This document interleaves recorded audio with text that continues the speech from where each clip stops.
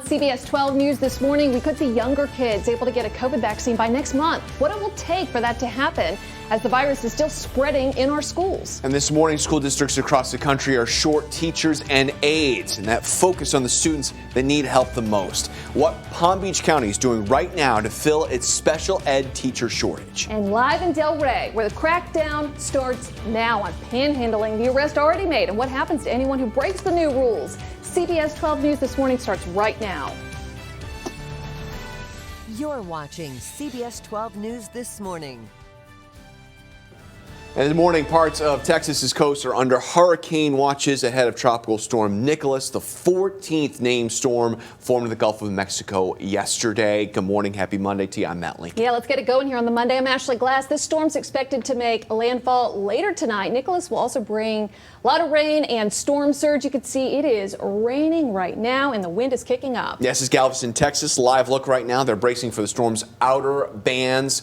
Zach is following Nicholas's path and the other systems that are forming in the Atlantic. Yeah, so Zach, what is the latest track? Well, the latest track takes it towards Texas, anywhere from, let's say, Rockport to Port Aransas, just to the west of Galveston Bay. I think that's going to be the landfall area. But you can notice with the low-level center right around here how lopsided this system is. And so as a result, and I have said this about every tropical system since 2017's Hurricane Harvey, we need to have a greater fear about water, not wind. So while this system is a 60-mile-per-hour tropical storm, this is going to be a bigger rainfall and storm surge threat for Texas and Louisiana. Outer bands already hitting a place like South Padre Island, Brownsville, up through Corpus Christi and Houston. Winds expected to be 50, 60, maybe 70 miles per hour upon landfall. We'll talk about why this is a big water threat coming up in about 10 minutes. Let's go ahead and talk about our rain showers, because we do have some showers out there,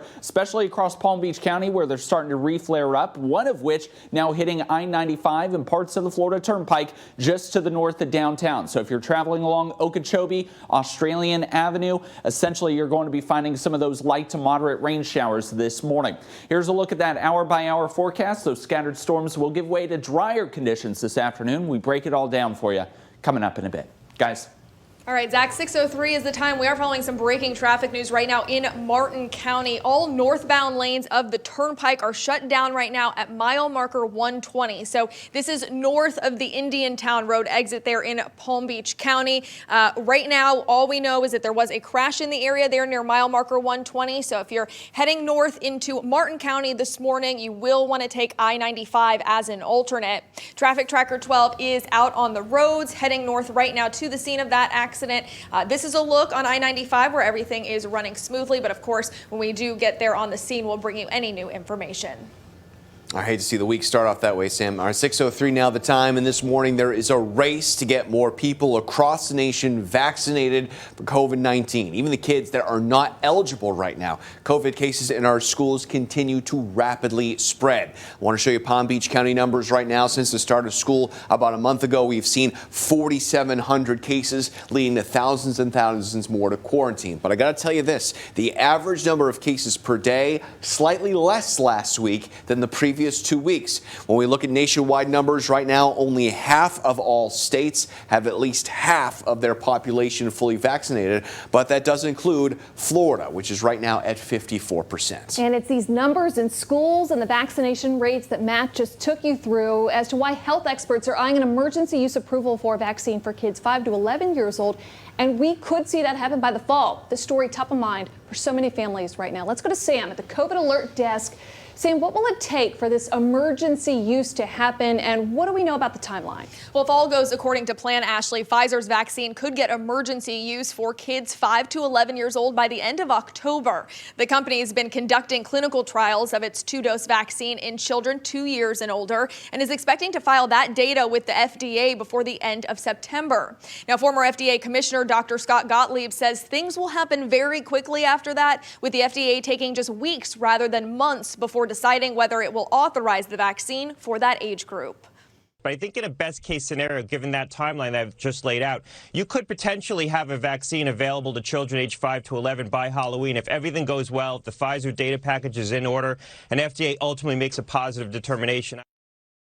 Health experts say the approval of Pfizer's vaccine for young kids could be crucial to helping combat the spread of the Delta variant in schools. Right now, children represent 25% of new COVID-19 infections. Ashley. All right, Sam, 6:05 in just hours. Treasure Coast Elementary School in Sebastian will be back open. The school shut down about 2 weeks ago because of a COVID outbreak. Now, the first school to close down in Indian River County was Beachland Elementary in Vero Beach, and that school reopened last Tuesday. Right now in Indian River County, 900 students have tested positive and about 1,100 kids are in quarantine. The superintendent has warned more schools could close if COVID cases continue to rise. And tomorrow, Indian River County School Board members will revisit their mask mandate. Right now, students in kindergarten through 8th grade have to wear a mask. Parents can opt out their kids with a medical note. The mask policy will remain in effect until September 15th, but the school board could vote to extend it tomorrow. And this morning, there's a federal investigation into Florida's ban on mask mandates in schools. Right now, at least 12 school districts across the state are defying the governor's order, including Palm Beach and Indian River counties. It comes after a state appeals court allowed the governor to enforce the mask mandate ban, as a group of parents keep challenging him in court. So that means the state can continue to punish those districts, targeting the salaries of school board members. About 2 weeks ago, federal civil rights investigations were also opened in these 5 Republican-led states. You see it right here. The states in blue have been alerted. They received a letter from the department's civil rights office about the investigations. Time's now 6:07, and as we've been reporting, a lot of employers are having problems filling open positions right now, and that includes our schools. Even before the pandemic, there was a chronic shortage of special education teachers all over the country. Now, at a time which has been incredibly challenging for all of our students, a search is on to find people who help those kids who need specialized attention the most. It was very nerve-wracking. Tina Trujillo's son Charlie is starting his senior year at Palm Beach Central High School. Both of them are grateful that virtual learning is over. But for a kid with Down syndrome, getting back into a school with over 3,000 students is not a walk in the park either.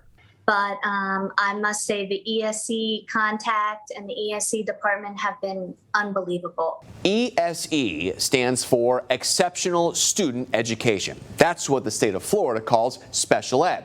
Now, in data acquired by CBS 12 News from the Palm Beach County School District shows more than 120 ESE teachers left the district last year. That's compared to 86 the year before and 63 the year before that. Also, 66 more either retired or passed away.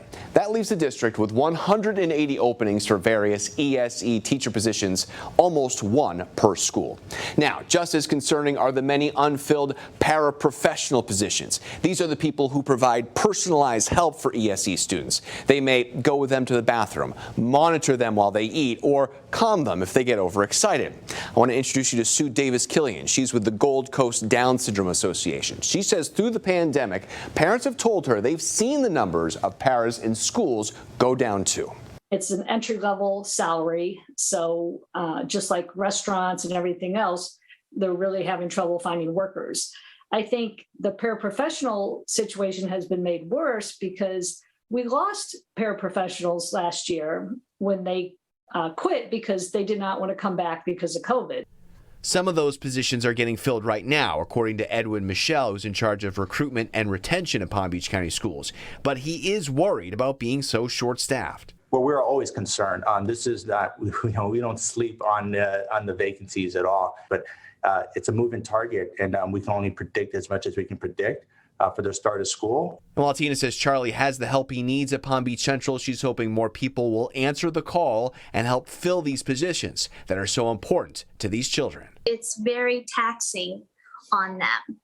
But I will say that they're greatly needed, and I would hope that any who left would certainly return. I asked Michelle, where does filling these positions rank? Because there's so many open positions right now in the school district. He says it's one of the highest priorities his office has. So what's happening to try and fill these positions? So I asked Sue Davis-Killian, who I spoke to, about that, and she told me one thing that was interesting was she sees lots of drives and, job fairs for cafeteria workers and bus drivers. Why aren't we seeing these for paraprofessionals? And Michelle told me that, it's not something he wants to do, just open it up to everybody. It's something that they do is they ask the education programs at our local colleges. They try to recruit that way, and they're just going to continue to do that to try to mine help to find them that way. Let's hope it helps because, as you just looked into, the need is great right now. Absolutely. Time right now is 6:10. New rules on panhandling in Delray. Got the green light months ago. We reported, and starting now, no more leeway for anyone who breaks the new rules. That's right. Already an arrest has been made over this. So let's right now go to our Madeline Montgomery reporting live in Delray Beach this morning. Yeah, so Maddie, this new law is designed to make people feel safe who are, out enjoying the downtown area. What more can you tell us? Ashley, any given night, if you're out on Atlantic, you're going to see tables on the sidewalk filled with people enjoying a meal, and they want to be eating without the bother of someone asking them for money. And that's why this ordinance passed 6 months ago, forbidding anyone to panhandle within 20 feet of a restaurant or other places like an ATM or a parking garage. And altogether, the ban limits panhandling for much of downtown Delray, 6% of the city altogether. The city gave panhandlers a grace period, but now police are enforcing that ordinance that carries a second-degree misdemeanor charge, up to 60 days in jail, and up to $500 in fines. And in the last few weeks of this enforcement, one person has been arrested, and police are saying that they're not going out and looking for panhandlers. They're not changing their tactics. What they're doing is, if they do get a complaint from someone like an employee here at Rocco's or a patron who's sitting and eating, then police will come out and address that situation. Reporting live in Delray Beach, Madeline Montgomery, CBS 12 News. All right, Maddie, some perspective here how this is playing out in other places locally. Palm Beach County passed an anti-panhandling ordinance in 2015 that carried similar penalties, but that one's more about people asking for money on roads and intersections. The city of West Palm Beach passed an ordinance in December banning panhandling in the downtown area. 6:12 still ahead. The governor of the most populous state in the country may lose his job because of his handling of the pandemic. The recall election happening tomorrow and how the most prominent Democrats are rallying behind him. And then prepping for Nicholas. As Zach told you, the storm's expected to hit land within 24 hours. We're going to show you how people in Texas are getting ready. It's straight ahead.